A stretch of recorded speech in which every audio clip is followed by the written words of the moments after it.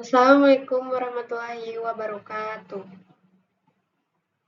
Waalaikumsalam warahmatullahi wabarakatuh. Baik Ananda semua, Eh, gimana siang hari ini? Baik, Bu.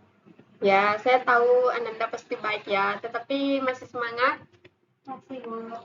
Oke, baik. Ananda semua, sebelum kita memulai pelajaran, Ibu ingin bertanya kenapa bangku yang di depan kosong? Orangnya sakit, Bu. Oh, sakit ya Nanda? Sakit atau sakit? Jangan-jangan tadi pagi hadir, siangnya nggak hadir. Tidak tahu, Bu. Oke, baik.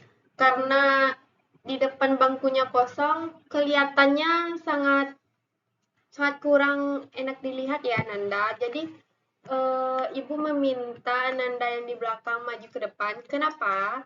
Karena kalau Nanda yang di belakang duduknya di depan, pastinya Nanda akan lebih menyimak dan mampu memahami materi yang Ibu berikan. Kalau di belakang nanti Nanda ngobrol dengan teman dan tidak melihat atau mendengar apa yang Ibu katakan.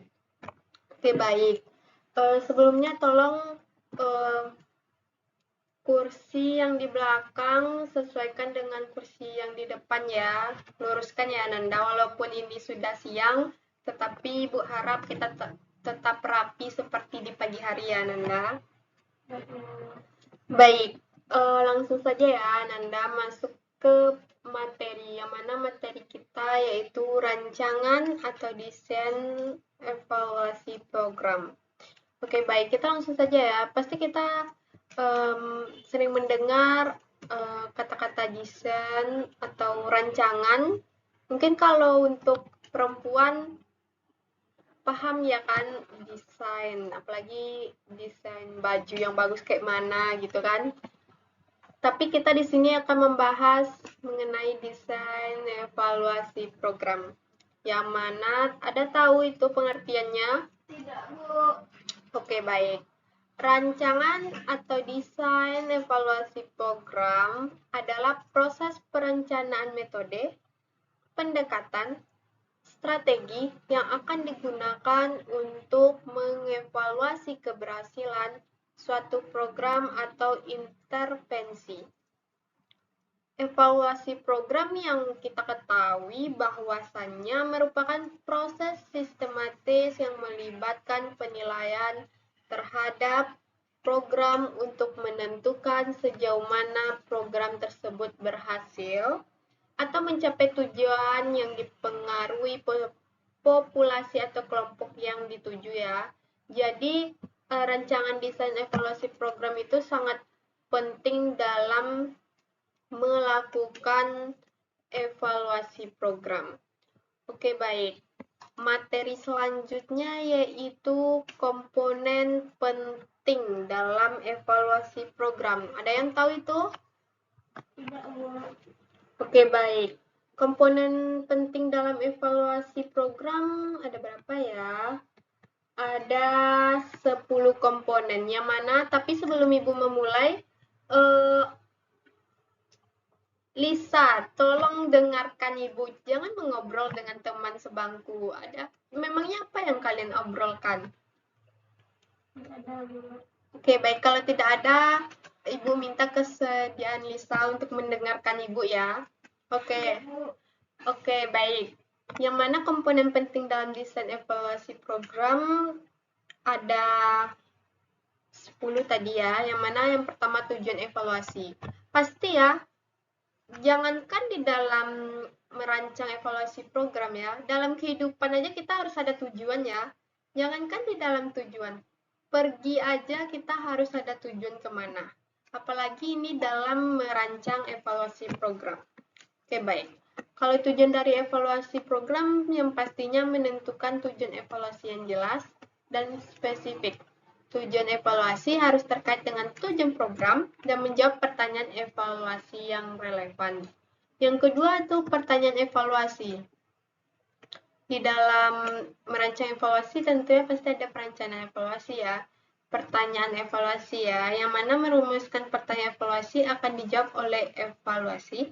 Pertanyaan evaluasi harus terkait dengan tujuan evaluasi dan mencakup aspek-aspek yang ingin dievaluasi seperti keberhasilan program, efisiensi, dampak, dan perubahan yang dicapai.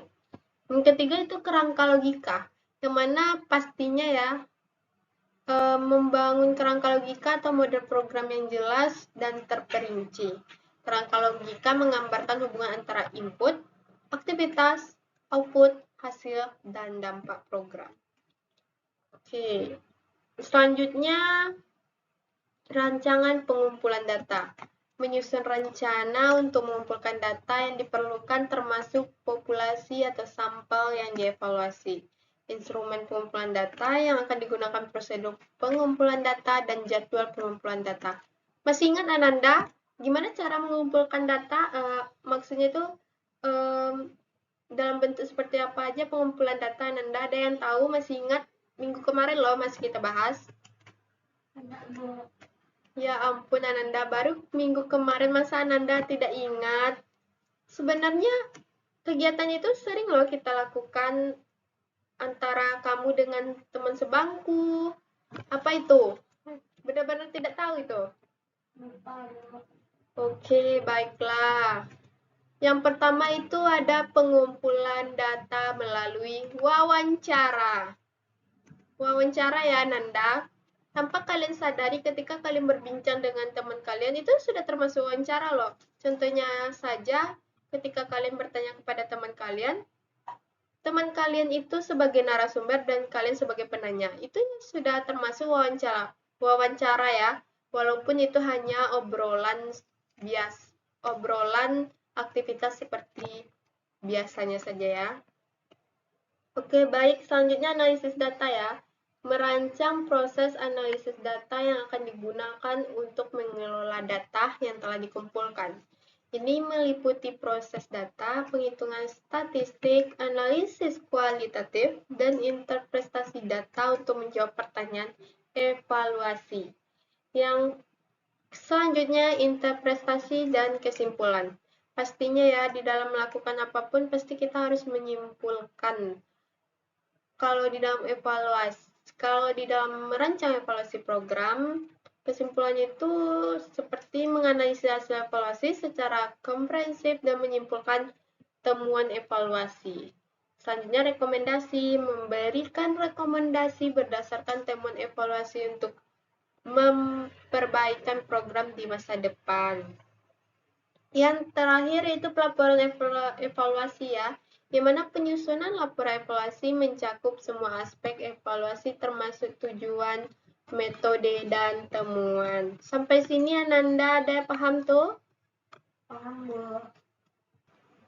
Oke, baik. Tadi kita sudah membahas mengenai rancangan desain evaluasi, yang mana itu pengertiannya dan komponen rancangan desain evaluasi.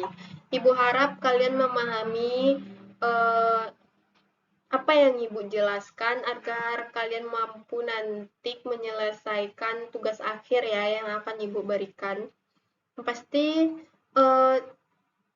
Yang pastinya setiap kita pelajari, Ibu akan mengetes apakah kalian sudah mengerti dan paham atas apa yang telah Ibu berikan dengan memberikan tugas kepada kalian.